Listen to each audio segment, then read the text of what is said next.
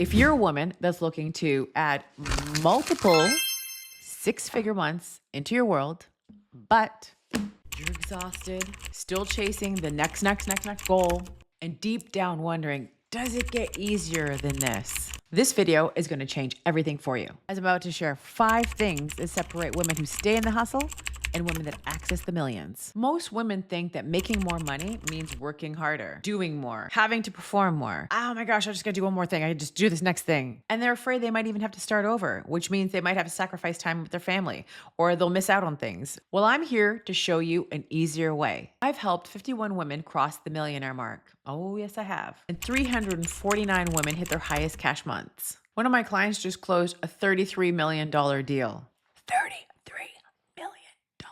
Deal.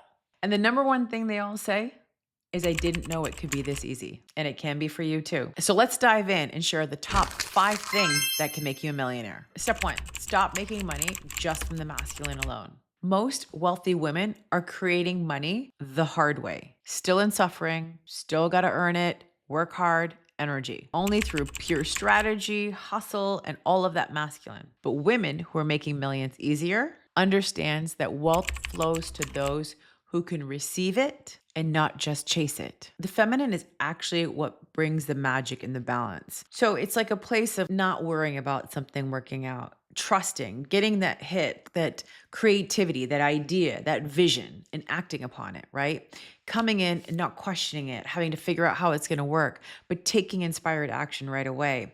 That's where that feminine energy starts creating magic in your world, instead of you forcing everything to work because, hey, I made this post, I made this email, I did this thing, thinking that it has to work out because you did all of these things and wondering, why do I have to put so much effort into making it work? So when we're balanced in this masculine and feminine energy, what happens is we might get an idea, and then we're like, okay, I'm going to take inspired action right now. But you act on that idea instead of waiting and delaying it until it's like a flame that goes into like, out. When you take action on something right away, there's an energy that's behind it that makes it move so much quicker and faster because there's quantum frequency that happens to it. I do believe the feminine energy is accessing the quantum field, which accesses the quantum leap, which accesses our emotion, which accesses another realm, which accesses the magic. But when you're in your feminine, just doing all the masculine 3D tasks and the human tasks, you're going to effort and work way longer and harder than me or someone who's accessed this quantum energy, this feminine frequency. Our emotions, they're felt. You cannot do an emotion. You feel an emotion. You be an emotion. And when you know that your thoughts create your reality, however, your emotions create the outcome. And when you tap into those emotions because you've accessed that feminine, you are going to create your reality so much quicker and faster than you did with just doing energy, with just that doing work, hustling, and making things happen. So what's really happening is you're working 60-hour work weeks and that's become normal to you. And maybe you are making money, and 9 times out of 10 you are, but it feels unstable. There's still money leaks happening, these questionable expenses coming up. It's like you're not able to hold the cash when it comes in. Many of you have a hard time taking time off because you think that's when the money stops. You think that you have to be on in order for the money to come in. This is not true. If you created systems in your business and if you are tapped into this frequency, the feminine, like I cannot explain when one of you are watching a YouTube video and then you send me a message and go, I want to work with you. And then you wire me $10,000, $20,000, $25,000 to work with me. I can't explain that. I can't explain when you decide to say yes and you're coming into my world and you're going to my Chicago event and coming and flying there and being in the room with us. This is something that's unpredictable, but because I show up with the belief that the right people are going to come into my world, I'm accessing a quantum energy. It's not predictable. There's nothing about doing this is predictable. Get what I'm saying? You might be the woman who's making $50,000 a month, but still worried about money. I don't know what's going to happen. Where's it going to go? All these things because you're trying to control the narrative because you want to be able to be in a state, even if it's like dysregulated, suffering, it's something that you know. So you want to be able to predict it so then you can find this false sense of safety and calmness, but it really isn't. It's just putting you right back into the suffering state, putting you back into a place of everything has to be hard. I've got to work hard. I've got to be masculine. I've got to hustle. So this is the millionaire shift. The moment you desired it, it's here. It was always here, but the moment you desired it, it's here. It's here. It's in this place of, I don't need to worry because it's working out for me all the time. It's always working out for me and it's working out for you too. This is what millionaires do. Your next step, start asking yourself, how can I receive instead of forcing this? What can I do to open up myself to more receiving? And then watch opportunities, doors, clients, people, things just voila, appear for you. Step 2, your relationship with money is your relationship with yourself. Every woman that I helped become a millionaire had to face this. Their money leaks, their inconsistent income, and financial stress wasn't about the strategies that they were doing because they knew how to perform and do things. It was about their self-worth. Your self-worth does determine your net worth. Stay with me. Okay, here are some signs this could be you and maybe relatable. You might be undercharging for your services, and then you start resenting the clients. You overspend when you make money. Money comes in and money goes out, and you just don't know, like, where's the cash going? How did we make $100,000 this month, and what's left for it? But I'll tell you, a lot of my clients that came to me, a lot of them were making 40, 50,000, 70,000, $100,000 a month. And they're like, I just don't know where the money went. Why is there not a lot left over? What's going on? What's happening here? It wasn't their capacity to make money. They knew how to do that. There was something else going on. Many women sabotage themselves when their next level is right here waiting for them. You might feel guilty about your desires for luxury or wealth. Like, I need to work hard to buy this. I don't deserve this. I need to justify this purchase. Not saying everybody goes through this. Some women have different things that they have a story behind. One of their core wounds is dictating what it can be. Like, some women can buy Louis Vuittons or buy Christian Louboutin shoes. However, they might not be able to take Uber Black. They can't upgrade their seats to first class. They have a different thing that will show up in a different way, and that will also show a patterning or why a money leak might be existing. You might prove your worth through your achievements. Look at all the things that I've done. Look at the things that I've accomplished. Look at all the degrees I have, and it still won't feel like enough for you. Here's why people undercharge. Because they'll look at the prospect and they'll say, what are they gonna pay? How much will they pay? And a lot of the times you're putting yourself in the shoes of somebody who does not have an expanded mindset around wealth or success, or they have a limited capacity and they're in scarcity. Because if they're saying, I'll never pay for that, and I'll never spend that much, they're not your clients. You shouldn't be speaking to them anyway. However, when you undercharge, what you're really doing is you're devaluing your service that you can offer the world by thinking that undercharging is going to have people buy more, but resentment will get created. I've had so many clients that have undercharged and they're selling things out, and afterwards like, gosh, I just felt like I was giving it away. Do you know how much that affects your wealth frequency when you're not aligned with the things that you're charging? So what I would do is take an example for somebody who you feel like has really stood in their power about their wealth consciousness around what they're charging for their fees or what they're creating for their wealth. Like, and say to yourself, what would so-and-so do? You can use me. What would Shamina do? What would Shamina be doing here? Shamina wouldn't be just giving away the money, but like, here, you take some money, you take some money. I mean, I give away money, I donate. Something that I know has value, I'm going to price it that way. So what do millionaires know? They've healed their relationships with themselves first. They believe they're worth the wealth, the luxury, the ease. They don't make money to prove anything, to validate themselves. They make money because they want to, because it's fun. And when you make money in a fun energy, let me tell you, you'll make it all the time because you're activating a place inside of yourself where you're like, this is exciting. This is so much fun. I love this. Let's do more of this. Let's look at the last 3 months of your habits. Where are you leaking money? Maybe you want to share it in the comments. Where are you leaking money? Where's the money coming out? You know, for many of my clients are like, wow, we're spending this, and this. We just don't know. Unexpected expenses come up, things happen, and they just can't explain it. Why is this coming up here? Why is this coming up here? I'm telling you, when you're in full level of wealth consciousness and you deal with those core wounds, you won't have these unexpected expenses coming up. Where are you undercharging? And you could be raising your rates. One of the first things when people come to work with me is I help them repackage their offers, come up with a new offer, figure out what's a good place. And a lot of time people can't do it because they're still playing from an old version of themselves and not this next level of themselves. This is where people play below the bar, okay? So ask yourself this question. These might be mirrors where you might not be valuing yourself, and you've got to look and see, why am I doing this? Step 3, emotional mastery is the real $1 million skill. You think you need more strategies, a better system, another marketing hacks? Give me the next idea. Let me figure out how to work this out. But every millionaire woman I know has mastered this next step, their emotional state. Remember, you're the blueprint for your life and business. And if you have not got my book yet, Unlocking the Quantum Woman, I go deeply into this step, number 3. It's going to help you. It's everything. You'll see this book quoted all over YouTube and everywhere else.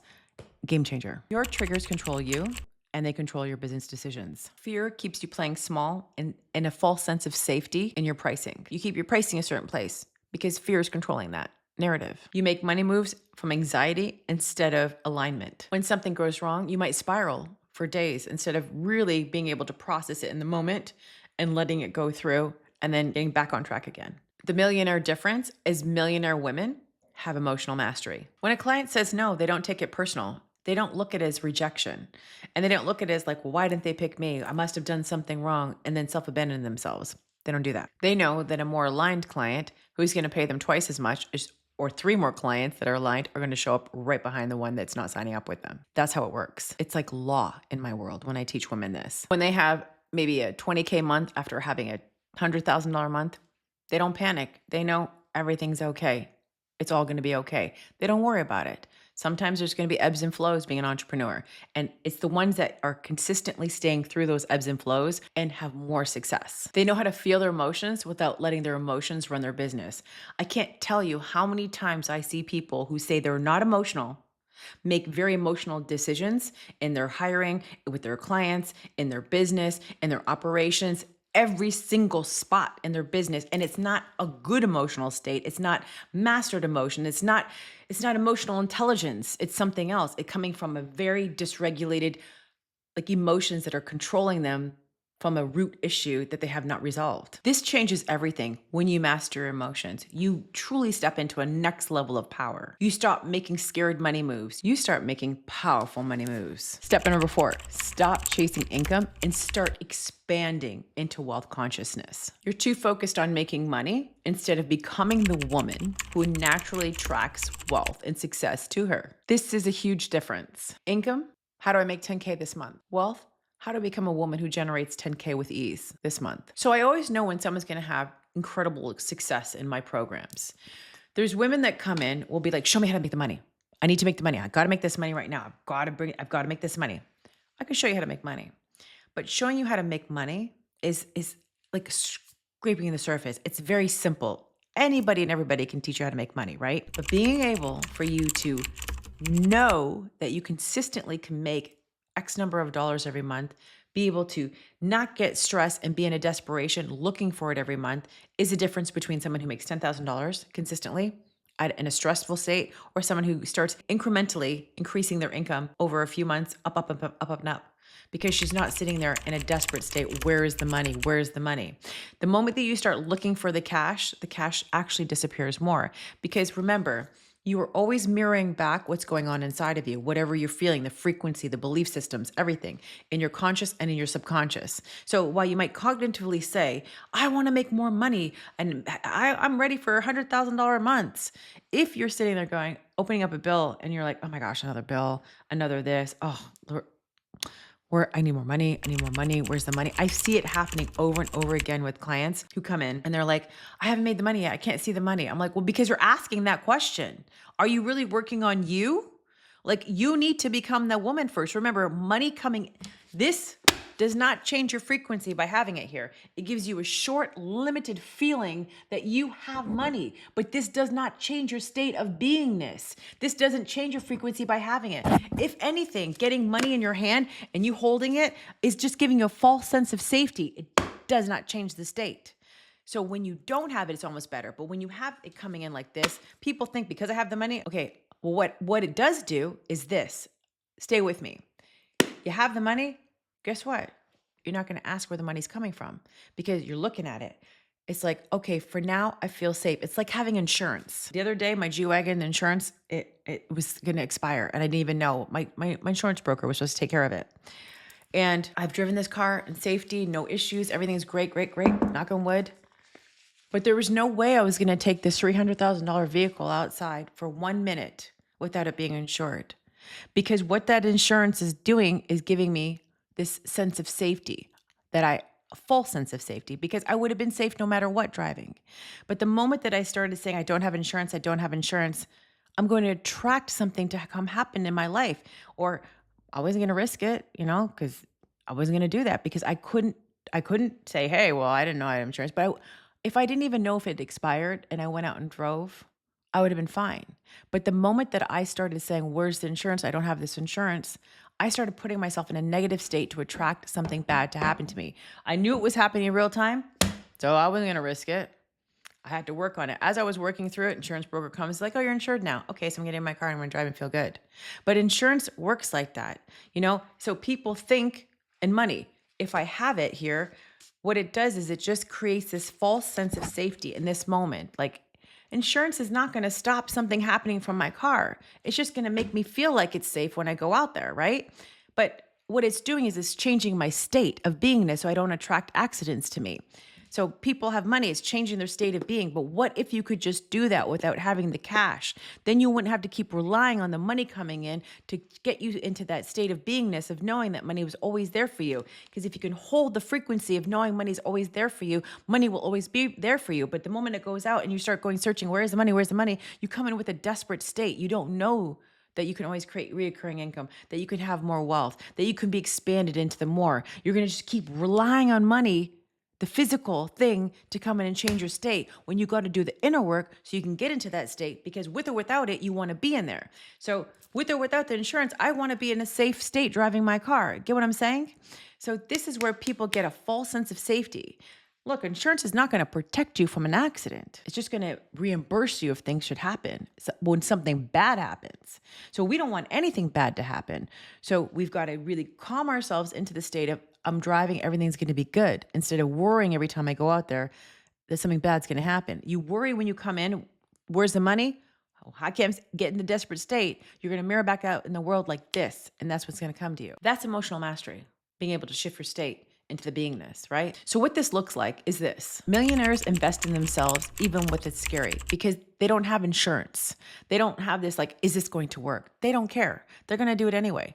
My risk aversion is high on when I make investments, because I'm in the state of beingness before I even change the money, that this money is always going to multiply and grow out there. That's my law. That's what I believe. It's always working out for me. I've worked myself into this state of beingness over and over again to have this frequency be my dominant frequency, to be the dominant belief that goes out there, to be regulated in my nervous system. My neural pathways have been now reprogrammed to believe this belief. Because of that, all my investments are fruitful. All my investments work out. My money comes back to me 100 times, even more. So your shift, stop asking, how can I make more money? Start asking yourself, who do I need to be to start attracting more wealth into my life? That shift literally changed the game for me.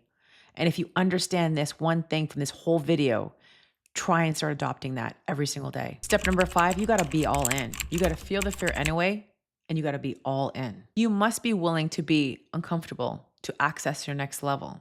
Because if you're in your comfort right now, you're behaving and doing the same thing out of habit over and over again. It's not going to bring you a different result doing what you're doing right now. Otherwise, you would be in your millionaire status, being this person and doing the things that you're doing right now. So now you've got to be willing to step outside of that reality and get into another state in order to track what you want. And sometimes that's the unknown and it's uncomfortable. But when we go there, hey, that's where the magic happens. The hard truth about millionaires. Every single millionaire woman I worked with had to get comfortable being uncomfortable. They had to feel the fear and invest anyway. Let me tell you, that was the greatest move I ever made. June of 2020, hiring a mentor. I was scared. I felt the fear, I embraced it, and I did it. And let me tell you, that move was so instrumental to everything, unleashing so much that I had trapped in that move, because I took a risk and I realized, oh my gosh, I made it. What it just said to my nervous system is that we can do big things. We can do risky things. And hey, guess what? They can work out. Millionaires do this. They have a higher tolerance for risk aversion. They're not trying to play small and safe. Absolutely not. Many of them will feel the judgment and charge anyways. They don't care what people say. Well, why is that so much? They know the value of what they're providing a solution to a problem, that someone else out there is willing to pay for it. And so they're not going to just give it away. They value what they're doing. And the uncertainty is where, what if it does work energy?